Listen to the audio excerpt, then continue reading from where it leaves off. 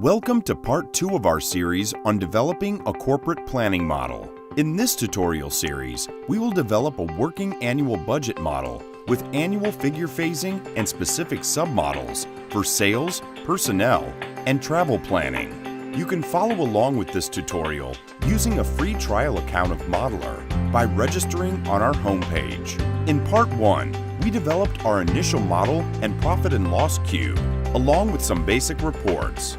We are going to start part 2 by adding some basic formula to the cube.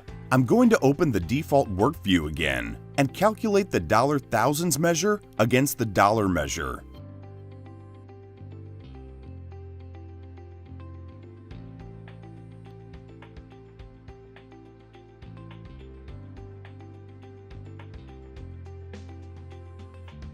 With that done, we can now begin to develop a planning template for operating expenditure.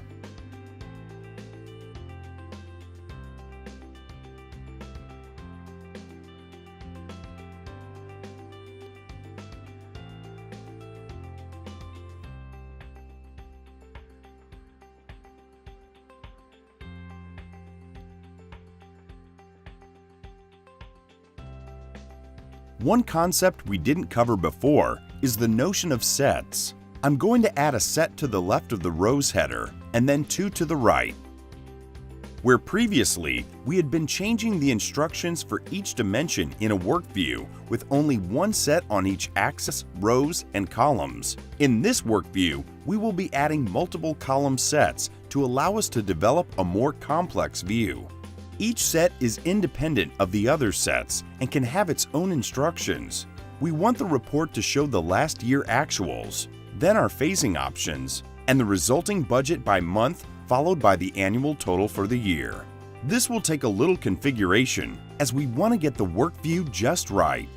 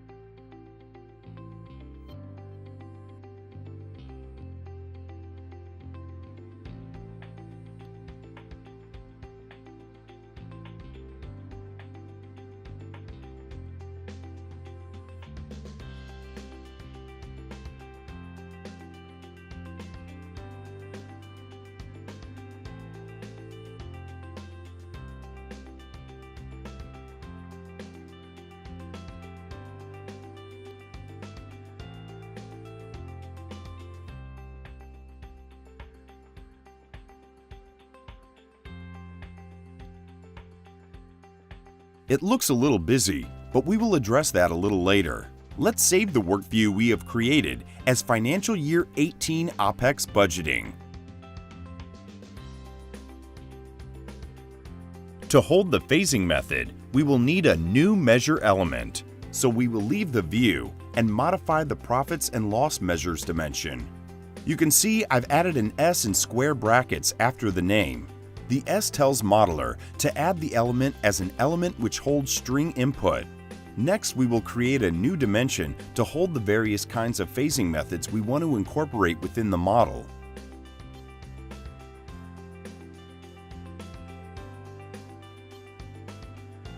We will add manual entry, even phasing, and prior year trend, which we will build now, and calendar days and head count, which we will add in a future tutorial.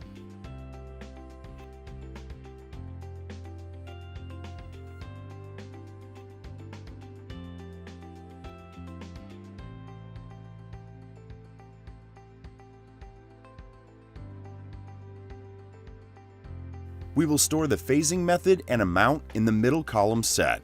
By using the data validation option, I can point the phasing measure to the phasing dimension we just created. This limits the available options to the specific elements from the phasing dimension. Now we can add our first phasing rule to calculate even phasing across the profit and loss cube. To begin, we will right-click on any of the months within the planning year and select Edit Formula. We will restrict this to only the months within our default hierarchy. Otherwise, the rule would apply to the annual element also, which would cause a circular reference. We will also restrict it to the budget scenario. The formula is already restricted to the dollar measure, which is correct. The rule reads, if the annual phasing method is even phasing, then take the annual phasing amount and divide it evenly by 12. Otherwise, continue. The continue function allows the cube to look for other rules which may also affect this particular cell. As I click Save, the formula takes effect immediately, and we can see the amount. Negative 80,000 is being evenly phased across the budget year. If I change the amount to phase, the budget will automatically update in real time. We can use the explain value function on any cell to reveal the calculation logic taking place under the hood. Let's add the prior year trend formula.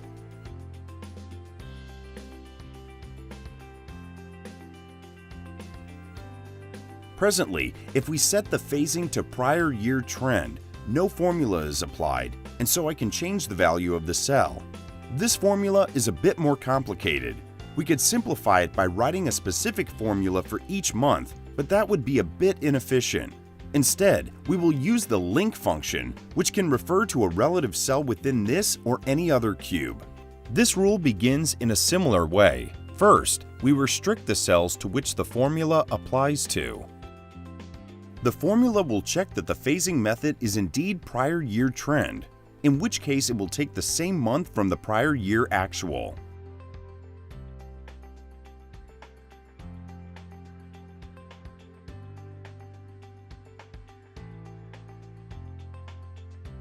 This link function sources information from the specified cube at the specified location. Any dimensions which are not represented in the location argument will refer to the target cell's relative location. The resulting value will be used as a portion of the prior year's total value and multiplied by our phasing amount.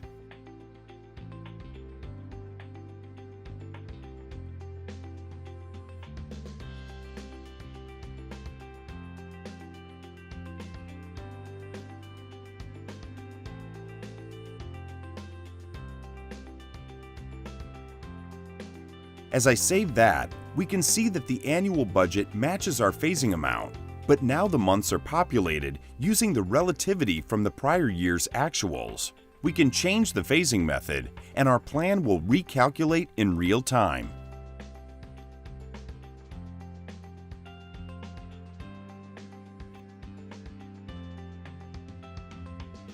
If we explain the calculated cell, we can see that it depends upon the values in each month of the prior year.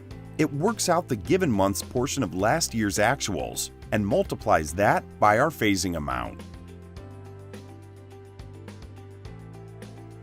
Now, to tidy up the work view headings, we can add a new custom header to the report on columns.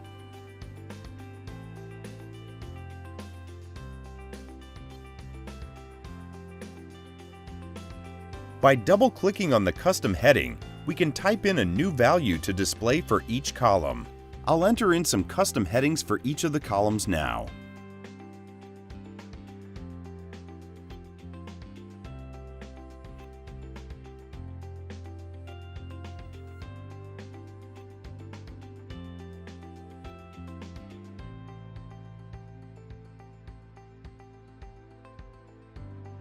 If we combine the custom heading with an advanced function to hide the actual dimension headers, we can reduce the clutter on the page dramatically.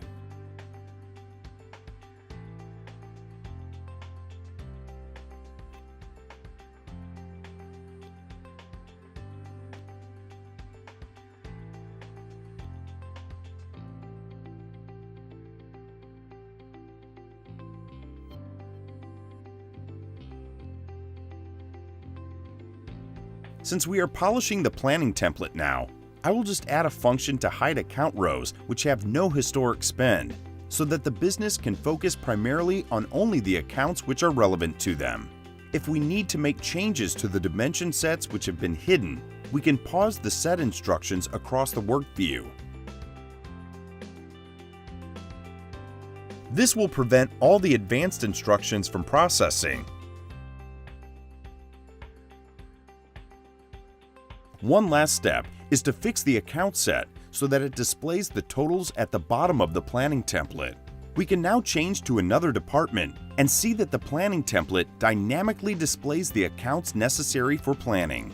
With that, we have completed our operating spend planning template and part 2 of the financial planning model tutorial.